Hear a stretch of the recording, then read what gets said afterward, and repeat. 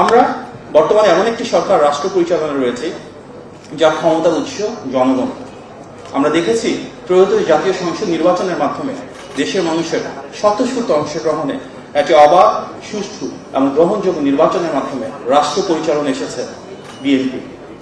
জনগণের ভোটে নির্বাচিত মাননীয় প্রধানমন্ত্রী নির্বাচনী ইশতেহারে এবং নির্বাচনের পথযাত্রা ওনার বিভিন্ন বক্তব্যে বারবার বলেছেন কিভাবে আমরা একটি শ্রম বান্ধব বাংলাদেশ গড়ে তুলতে চাই, যেখানে শ্রমিকদের সুরক্ষা, শ্রমিকদের নিরাপত্তা আমাদের রাষ্ট্র পরিচালনায় অত্যন্ত গুরুত্বপূর্ণ একটি ভূমিকা রাখবে। ঐতিহ্যগতভাবে বিএনপি সে রাজনৈতিক দল যেটি সবসময় শ্রমিকদের জন্য কাজ করেছে। আজকে বাংলাদেশের অর্থনীতির যেটি মূল খুঁটি, সেই গার্মেন্টস সেক্টরে কিন্তু পথযাত্রা শুরু হয়েছিল শহীদ প্রেসিডেন্ট জিয়াউর রহমানের হাত ধরে। আমরা দেখেছি, ইতিহাস সাক্ষ্য দেয়, বিএনপির সরকার যখনই রাষ্ট্র পরিচালনা এসেছিল, শহীদ প্রেসিডেন্ট জিয়াউর রহমান রাষ্ট্রপতি হিসেবে এবং দেশনেত্রী বেগম খালেদা জিয়া প্রধানমন্ত্রী হিসেবে শ্রম বান্ধব নীতিমালা প্রণয়ন করেছিলেন। বর্তমানেও মাননীয় প্রধানমন্ত্রী জনগণের সমর্থন নিয়ে সেই নীতিমালা প্রণয়ন করতে চান, যার মাধ্যমে দেশের প্রতিটি শ্রমিকের সমস্যার সমাধান হবে, ভাগ্যের পরিবর্তন হবে। আমাদের মূল লক্ষ্য একাধারে দেশের প্রতিটি তরুণের জন্য, প্রতিটি নারীর জন্য, ডেমোগ্রাফির প্রতিটি সেগমেন্টেশনের জন্য আমরা যেন কর্মসংস্থান সৃষ্টি করতে পারি। সেই কর্মসংস্থান যার মাধ্যমে একাধারে আমরা তাদের কর্মদক্ষতা বৃদ্ধি করব এবং সম্ভাব্য সর্বোচ্চ সুরক্ষিত এবং নিরাপত্তা নির্ভরিত আমরা কর্মপরিবেশ নিশ্চিত করব। সুতরাং আমাদের সরকারের প্রায়োরিটি কর্মসংস্থান সৃষ্টি, কর্মদক্ষতা বৃদ্ধি এবং সর্বোচ্চ কর্মপরিবেশ নিশ্চিতকরণ।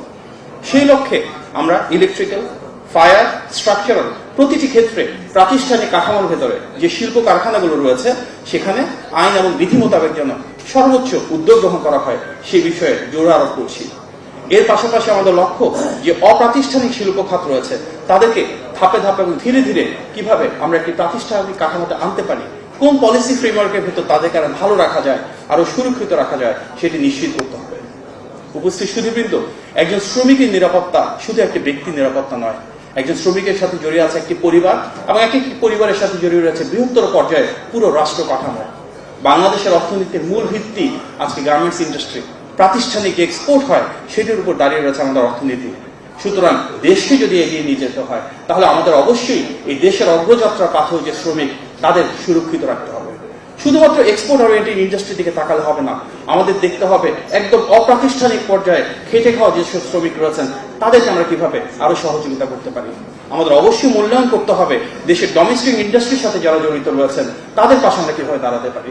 শ্রমিকদেরকে শুধু প্রাতিষ্ঠানিক সুযোগ দিলেই হবে না, পাশাপাশি ওনারা যেন আরো ভালো থাকতে পারেন, ওনাদের জন্য কি কি স্কিম আমরা তৈরি করতে পারি, কিভাবে ওনারা আমাদের পরিবার নিয়ে ভালো থাকতে পারেন, ওনাদেরকে কিভাবে আমরা স্বাস্থ্যগত সহযোগিতা দিতে পারি, কিভাবে তাদের সন্তানদের পড়াশোনার ব্যবস্থা করতে পারি, পুষ্টির ব্যবস্থা করতে পারি, সেই জন্য আমাদের একটা হলিস্টিক অ্যাপ্রোচের প্রয়োজন রয়েছে।